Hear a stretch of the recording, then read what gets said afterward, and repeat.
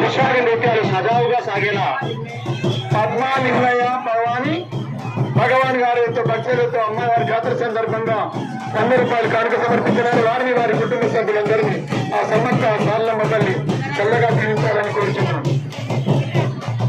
మహిమగల తల్లి సమ్మక్క తల్లిని ఘనంగా తోడుకొని వస్తున్నారు.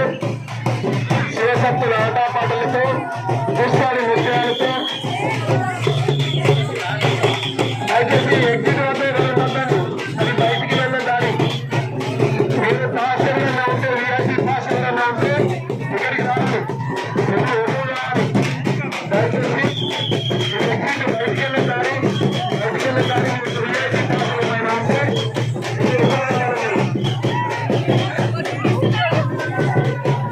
విఐపి పాషమైన ఉంటే అక్కడికి వెళ్ళాలి.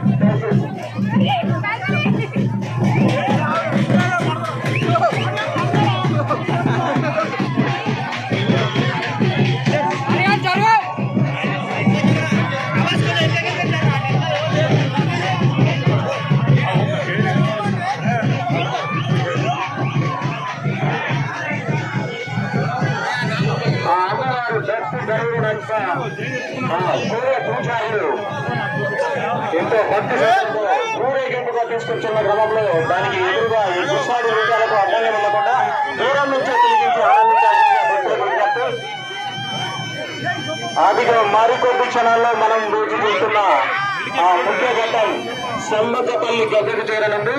అందరూ కూడా ఆ నయనానందకరమైన సన్నివేశాన్ని చూసి తరించాల్సిందిగా మనది. మరికొద్ది క్షణాల్లో అమ్మవారు గద్దెకు చేరనుంది. అదిగో